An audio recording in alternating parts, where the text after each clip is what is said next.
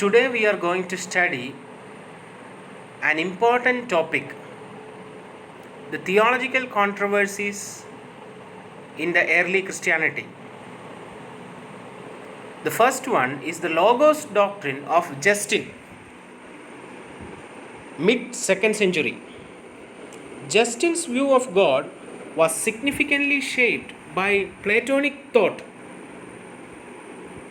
The Greek philosophical concept of Plato shaped the thoughts of Justin, and he saw God as so transcendent that the God could not have direct contact with his creation.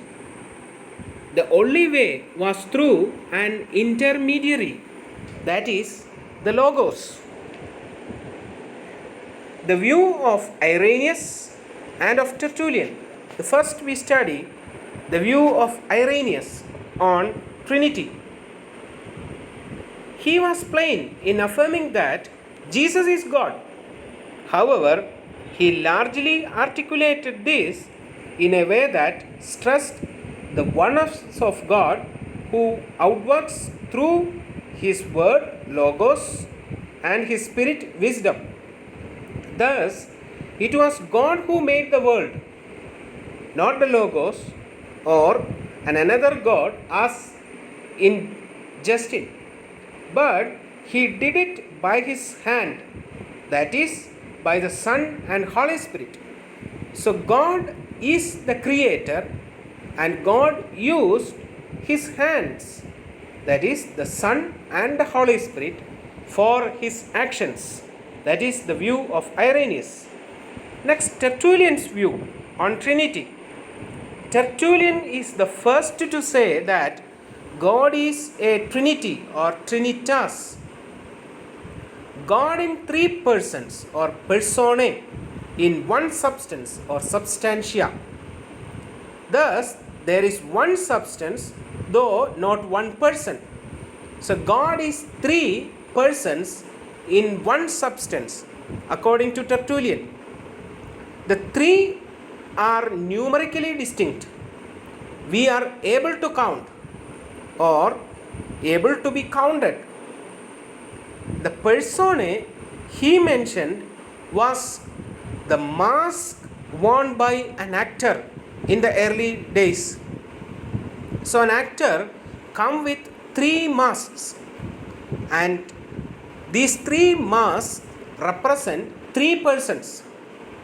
When Tertullian said God is three persons in one substance, the context in which he used the word personae in substantia in the context of the actor in the early times.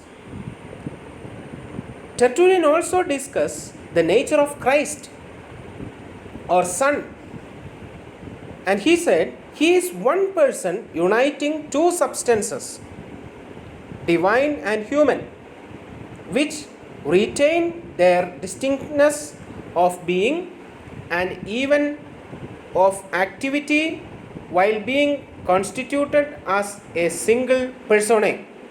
So for Tertullian, Son is a person in Trinity, but at the same time the person Son has two substance, divine and human. Next one is monarchianism. If God is both three and one, where is the emphasis to lie?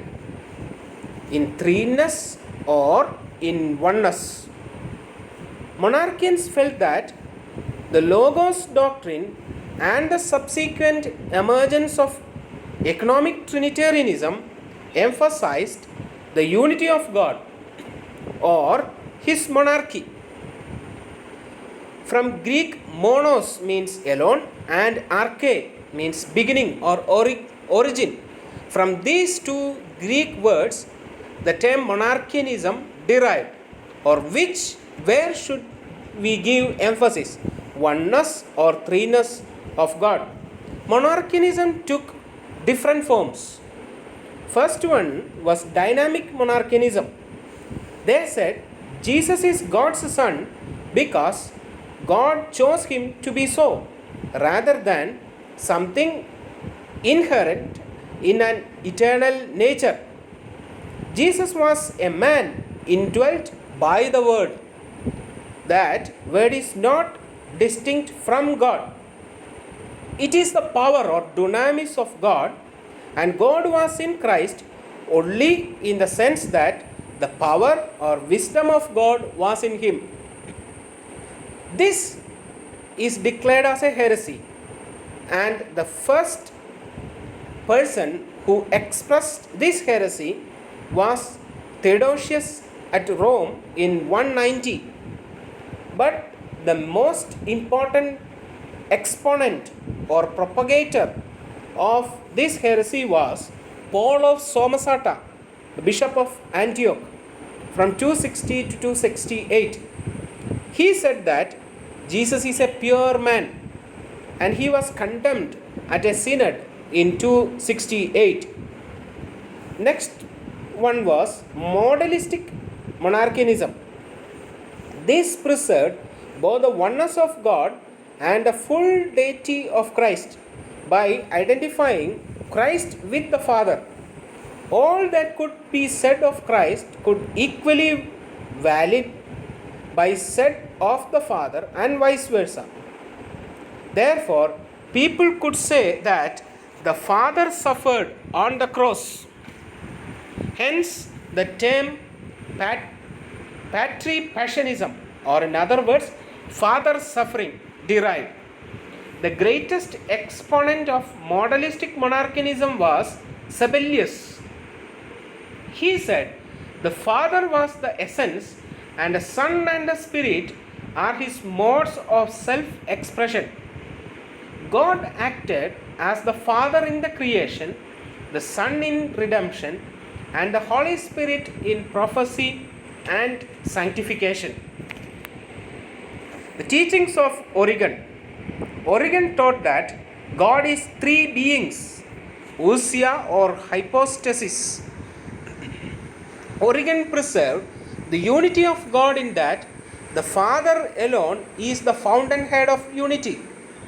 The Son is eternally generated from the Father. But there is a subordination which is of origin, not of nature.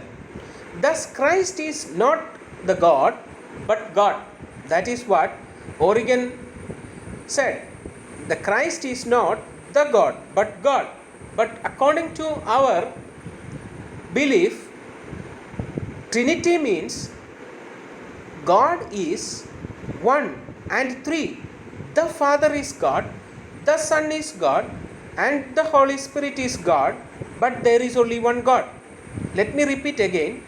The Father is God, the Son is God, and the Holy Spirit is God, but there is only one God. But for Origen, the Christ is not the God, but God. Thus, the Son's divinity is derivative, and also in one place Origen calls him as a secondary God. God was always the Father. God could not change from one condition to another. That means not Father to Father. So the Son exists in God's timeless eternity, and so it is eternally generated. Arian controversy.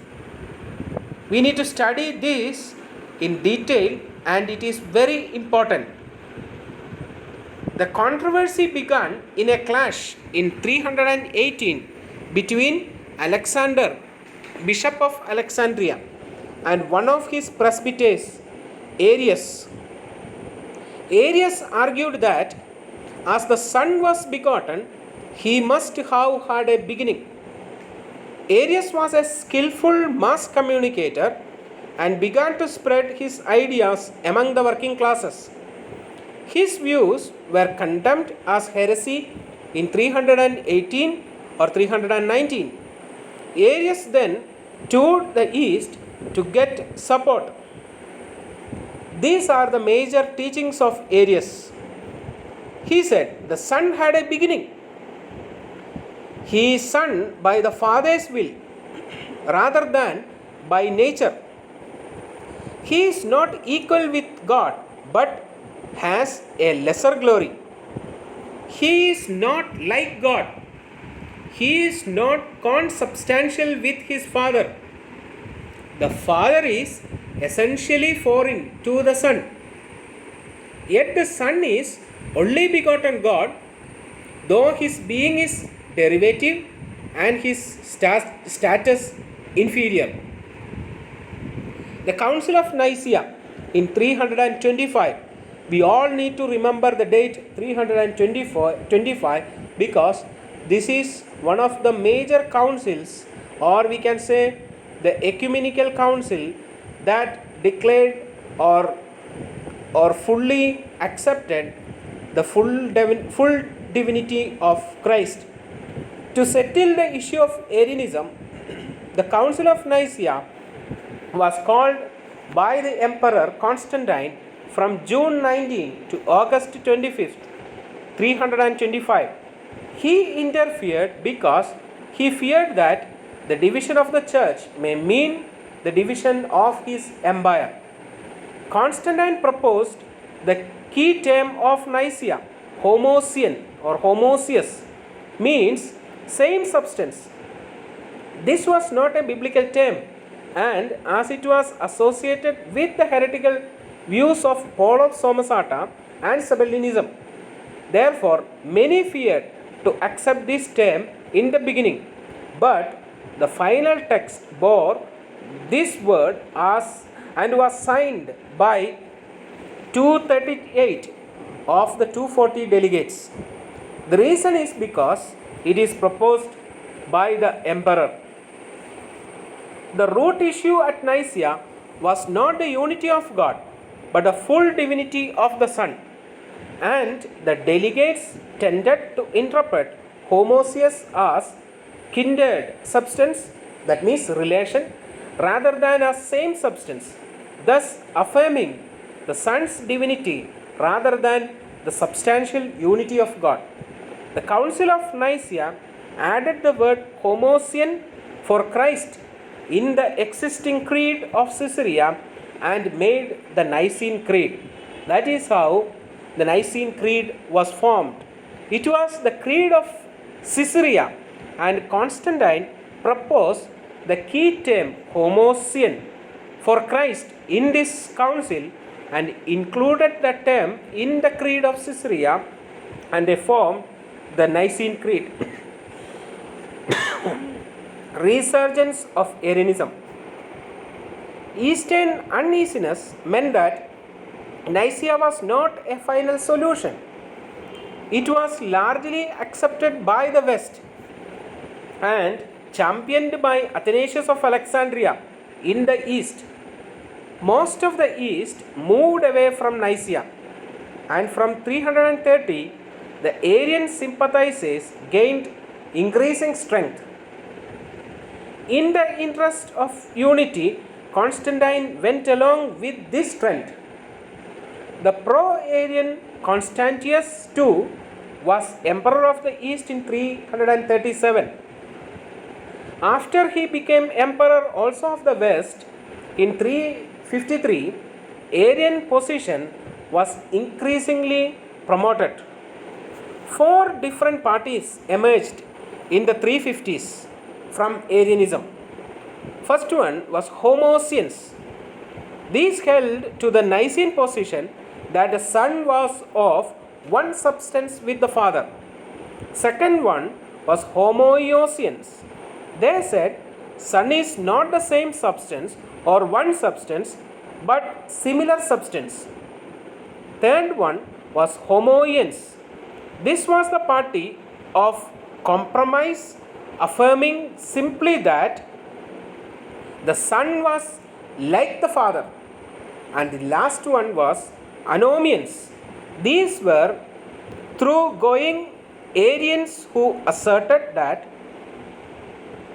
the Son was unlike the Father.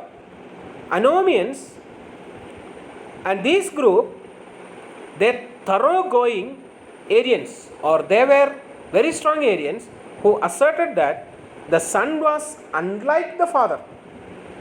If Father and Son are designated chiefly by the terms unbegotten and begotten, then these essence are contrary to each other at their most significant point. They are therefore unlike each other. Any likeness can only be in their outward works or activities, not in their nature, according to Anomians. Next, the spirit fighters, or we call them as pneumatomachians. Stress on the full divinity of the Spirit began with Athanasius and was continued by the Cappadocian Fathers. The spirit fighters oppose belief in the full deity of the Spirit, arguing that the Spirit occupied a middle position, being neither God nor a creature. They quoted a number of texts that might imply the Spirit's inferiority and noted scriptural silence in relation to the divinity of Spirit. Next, Apollinarianism.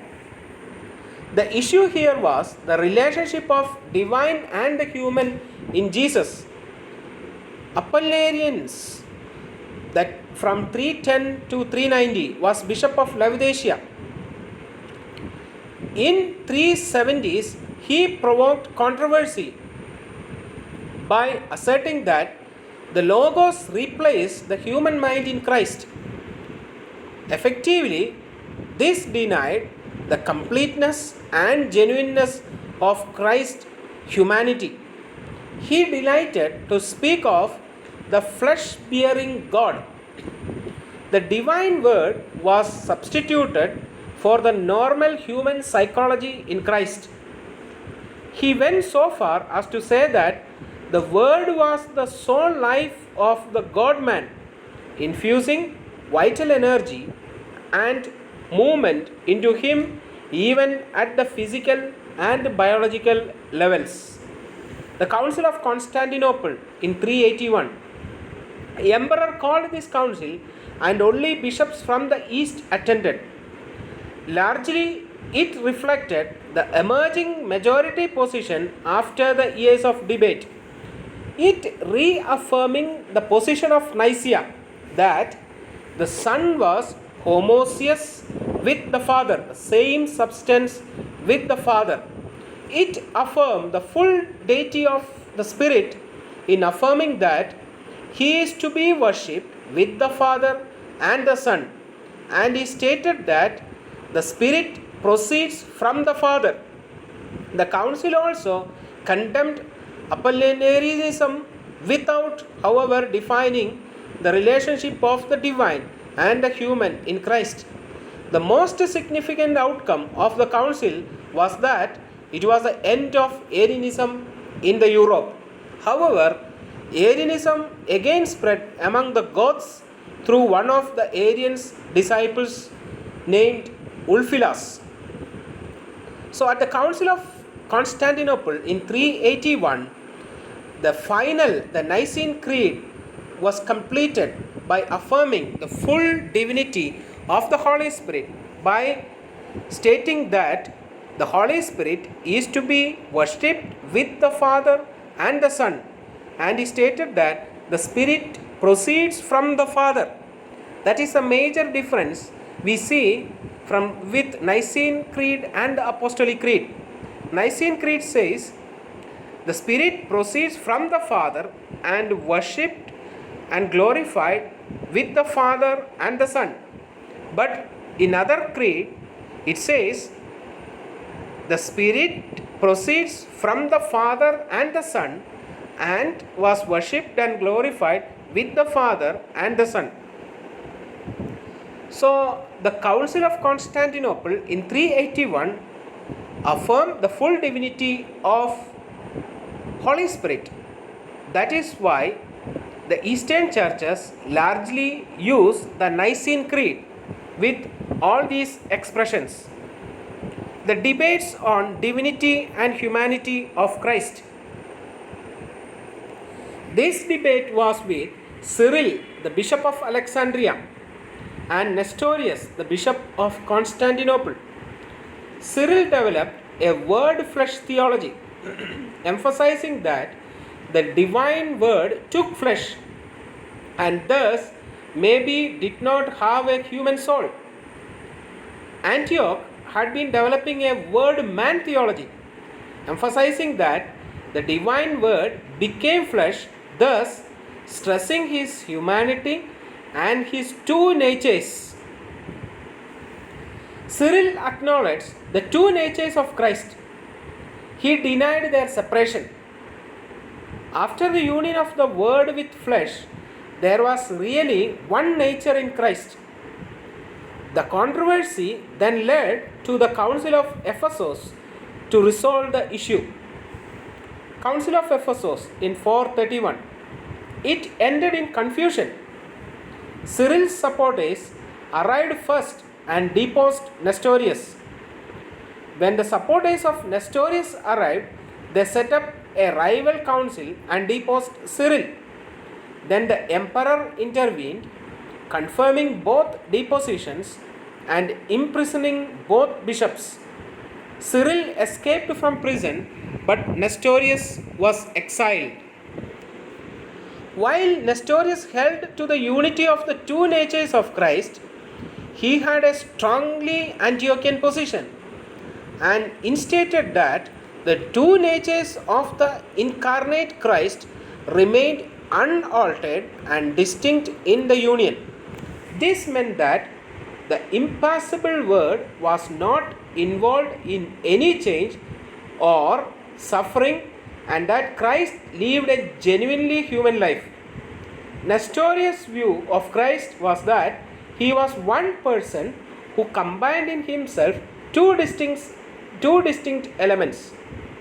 The stress on two separate natures meant that there was no communication idiomatum, or in other words, no interchange of divine and human attributes in Christ. Thank you.